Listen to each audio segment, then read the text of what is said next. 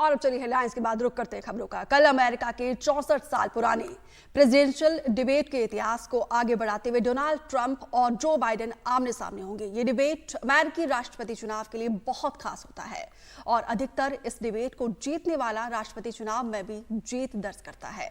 हालांकि इसके कुछ अपवाद भी है।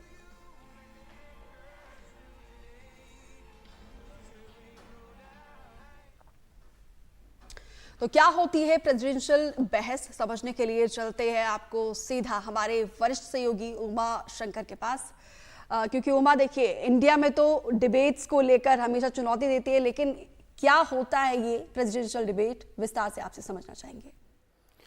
शुक्रिया। देखिए, एक बहुत ही अहम पड़ाव होता है जो ये प्रेसिडेंशियल डिबेट होता है अमेरिका में, और इसकी शुरुआत औपचारिक तौर पर जो 1960 है उस समय हुई, और उसके बाद से ये सतत तौर पर जो है होता आया है। अब जबकि एक मौका है राष्ट्रपति बाइडेन और पूर्व राष्ट्रपति ट्रंप के बीच ये जो डिबेट हो रहा है, इस मौके पर आइए हम पहले जानते हैं कि इसका इतिहास क्या रहा है। तो सबसे पहले 1858 में जब सीनेट के चुनाव हो रहे थे, तो उस समय जो है इसकी अनौपचारिक एक तरह से शुरुआत हुई, और तब जब वहाँ दो कैंडिडेट जो आपस में चुनाव में थे, वो जब एक भाषण देते थे तो दूसरा उसकी जगह पहुंच जाते थे। अगर हम ग्राफिक्स प्लेट चेंज करके बताएं आगे, तो इसके ज़रिए हम ये बताएंगे कि अब्राहम लिंकन और के स्टीफन डगलस जो थे, उनके बीच एक कड़ी टक्कर थी, और डगलस जहां जहां भाषण देने जाते थे, जो अब्राहम लिंकन हैं वो वहां पर पहुंच जाते थे, और इस तरीके से वो उनकी बातों का जवाब देने की कोशिश करते थे। लेकिन इसके बाद जो लिंकन जो हैं वो डगलस के भाषणों की जो खामियां निकालते थे, तो उसके बाद ये जो एक डगलस ने जो है उनको एक चुनौती दे डाली कि आप आमने सामने बहस के लिए तैयार हों, और लिंकन जो है वो इस बहस की चुनौती को उन्होंने स्वीकार लिया और इसके लिए वो तैयार हो गए। हालांकि ये अनौपचारिक तौर पर ये जो बहस की जो शुरुआत है वो हुई, और इसके बाद जो है ये सिलसिला चलता रहा। लेकिन इसी तर्ज पर 102 साल बाद, जैसा कि मैंने आपको बताया कि 1960 में पहली बार प्रेसिडेंशियल डिबेट जो है वो होना शुरू हुआ, और वो चलकर अब तक पहुंचा है। अगर 2020 की बात करें तो 3 डिबेट होनी थी, लेकिन एक डिबेट नहीं हो पाई, क्योंकि स्तर जो है उसका इतना खराब हो गया था कि जो ट्रंप के साथ डिबेट करने से बाइडेन ने मना कर दिया था। तो हम आगे बढ़ते हैं और हम ये आपको बताने की कोशिश करते हैं कि 1858 में क्या हुआ था। अब्राहम लिंकन के सामने स्टीफन डगलस थे 1858 में, और उसके बाद जो है उस समय एक बहस की शुरुआत हुई, और बहस का जो मुद्दा था उस समय, वो बहस का मुद्दा था दास प्रथा। और इस मुद्दे पर दोनों ही उम्मीदवारों के बीच जो है वो डिबेट जो है वो शुरू हुई, और उस डिबेट को इलिनॉय जो प्रांत है अमेरिका का, 7 जगहों पर इस डिबेट को कराया गया, और इसके आधार पर जो नतीजा निकला, ये एक नैरेटिव सेटिंग का काम होता है। इसके जरिए दोनों ही उम्मीदवार जो हैं वो अपनी बातों को कहते हैं, और जो ये बहस जो है अखबारों में छपती है, लोग दूर दूर से पहले सुनने भी आते थे, टेलीग्राम के जरिए इसको प्रचारित भी किया जाता था। और इस सब का जो मकसद है वो ये है कि जो भी उम्मीदवार मैदान में हों वो अपने पक्ष में एक नैरेटिव सेट करें, और वो बताएं कि जो अलग अलग मुद्दों पर जो उनकी पॉलिसी है वो सबसे बेहतर पॉलिसी है, और इस तरह से वो अपने लिए वोट जो है उस वोट का समर्थन जो है जुटाने की कोशिश करें। हालांकि ये चुनाव जो है वो लिंकन हार गए, लेकिन इस बहस में उनको काफ़ी शोहरत मिली, क्योंकि उन्होंने काफ़ी तार्किक तरीके से अपनी बातें रखी थी, और इस लिहाज से उनको काफ़ी जो एक मशहूरियत है वो मिली। और 2 साल बाद ही जो अमेरिकी चुनाव हुआ, राष्ट्रपति चुनाव, उसमें लिंकन जो है वो राष्ट्रपति बन गए, चुनाव वो जीत गए। तो ये एक महत्व है अमेरिका में प्रेसिडेंशियल इलेक्शन का।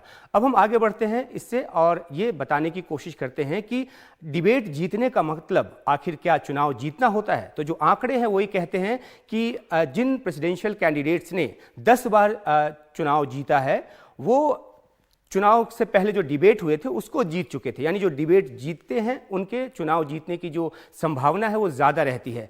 और ये भी आंकड़ा कहता है कि जो डिबेट हार चुके लोग थे वो भी 3 बार चुनाव जीते। ऐसे उम्मीदवार भी चुनाव जीते जो डिबेट हार गए, यानी कि नैरेटिव बिल्डिंग में अपने आप को वो खड़ा साबित नहीं कर पाए और डिबेट हार गए, लेकिन वो चुनाव जीत गए। तो लेकिन जो प्रतिशत है डिबेट जीतने वालों का, राष्ट्रपति चुनाव जीतने का, वो ज़्यादा है। अब जैसे कि 2000 और 2004 का जो चुनाव था, जो कि जॉर्ज डब्ल्यू बुश उस चुनाव के पहले जो डिबेट हुआ था उसको वो हार गए थे, लेकिन वो चुनाव जीत गए। तो ये भी एक अपवाद है कि अगर आप डिबेट हार जाते हैं तो इसका मतलब ये नहीं कि चुनाव हार सकते हैं। चुनाव जीतने हारने के दूसरे ही फैक्टर होते हैं, लेकिन डिबेट जो है एक बहुत ही अहम फैक्टर है। और इसी तरह 2016 में ट्रंप जो है वो डिबेट हार गए थे, लेकिन वो चुनाव जीत गए और राष्ट्रपति बने अमेरिका का। तो ये भी एक अपवाद है। और इस बार फिर जो है ट्रंप जो है वो जो बाइडेन के सामने हैं और डिबेट जो है इन दोनों के बीच जो है वो हो रही है। तो अब एक और हम बात को आगे बढ़ाते हुए हम चलते हैं उस जो आखिरकार जो इसका महत्व है इस डिबेट का वो क्या होता है।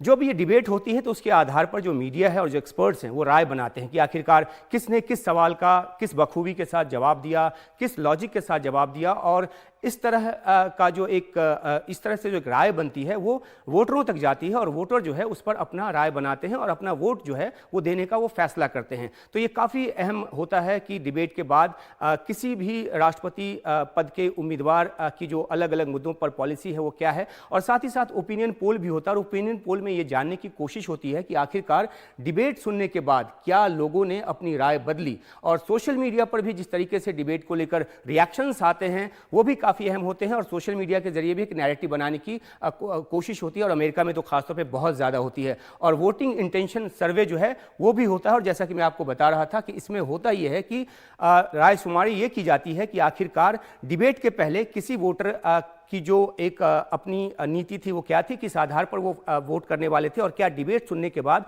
उन्होंने अपना फैसला बदला या नहीं बदला, ये इस सर्वे के जरिए जो है वो तय होता है। और साथ ही साथ इसके आगे एक और अहम जो जानकारी है वो ये कि जब 90 ये जो डिबेट होता है इसके कुछ नियम है, कुछ नियम इस बार बदले भी गए हैं, लेकिन इस बार जो नियम है वो ये है कि 90 मिनट का ये डिबेट होगा और इसमें 3.5 मिनट के 2 ब्रेक होंगे और पूरे 90 मिनट तक दोनों ही उम्मीदवारों को खड़े रहकर अपनी बात कहनी होगी। और दोनों के पोडियम को फिक्स करने के लिए भी एक तरीका निकाला गया, सिक्का उछाल कर ये तय किया गया कि कौन दाईं तरफ खड़े होंगे और कौन बाईं तरफ खड़े होंगे। और इसमें कोई ओपनिंग रिमार्क नहीं होगा, इसमें साफ तौर पर यह कहा गया है, ये नियम में तय किया गया है। और एंकर के सवाल के साथ जो है वो डिबेट की शुरुआत होगी और इसके बाद दोनों ही जो कैंडिडेट हैं वो एक एक कर अपने अपने जो उनसे सवाल पूछा जाएगा उसका जवाब देंगे। उम्मीदवारों को 2 मिनट का वक्त होगा एक सवाल का जवाब देने के लिए और उसमें उनको अपनी बात पूरी करनी होगी और किस लॉजिक के साथ, किस तथ्य के साथ वो बात सामने रखते हैं वो देखने की बात होगी। उम्मीदवार को एक पेन दिया जाएगा, एक नोट पैड दिया जाएगा और पानी की एक बोतल दी जाएगी और कोई भी रिटन स्पीच पढ़ने की इजाज़त जो है वहाँ पर नहीं होगी, क्योंकि जो स्पॉन्टेनियस जो एक जो सवाल जवाब होगा वो बिल्कुल लाइव होगा और कोई भी लिखित वक्तव्य देने की इजाज़त जो है वो नहीं दी गई है। और स्टूडियो में दर्शक भी नहीं होंगे। ये ऐसा इसलिए किया गया है क्योंकि दर्शक जब होते हैं तो बीच बीच में कई बार हूटिंग हो जाती है, एक दूसरे कैंडिडेट को दबाने की कोशिश होती है और उससे बहस का जो स्तर है वो गिरता है। और इस अनुभव के आधार पे इस बार ये तय किया गया है कि स्टूडियो में दर्शक नहीं होंगे जब ये दोनों डिबेट कर रहे होंगे। और साथ ही साथ उम्मीदवार जो है वो अपनी बारी आने पर भी उनका माइक्रोफोन ऑन होगा, जब वो नहीं बोल रहे होंगे तो उनका माइक्रोफोन जो है वो ऑफ रहेगा। ये भी इस नियम में शामिल है। और साथ ही साथ एक और जो अहम नियम है वो ये कि एंकर के कहने पर उम्मीदवार को चुप रहना होगा। और ये सब नियम इसलिए तय किए गए हैं ताकि जैसा कि मैंने आपको बताया कि 2020 में बहस का जो स्तर था वो काफ़ी गिर गया था और इस बार लोगों को ये लग रहा है कि जो दोनों उम्मीदवारों की जो जोड़ी है वो उनको पसंद नहीं आ रहा। ये एक सर्वे में जो है वो सामने आया है कि लोगों को बहुत ही कम ये पसंद है कि डोनाल्ड ट्रंप और जो बाइडेन जो है वो फिर आमने सामने हों। और इस आधार पर यह भी कहा जा रहा है कि हो सकता है कि वोटिंग का जो प्रतिशत हो इस बार कम हो, लेकिन अभी समय काफ़ी बाकी है। नवंबर में चुनाव होना है और उसके पहले ये पहली डिबेट है, सितंबर में दूसरी डिबेट होगी और इस बीच नैरेटिव बनाने का काम और दोनों जो उम्मीदवार हैं अपना जो चुनाव प्रचार अभियान है वो और तेज़ी से आगे बढ़ाएंगे और देखना होगा कि फिर नवंबर में रिजल्ट क्या आता है।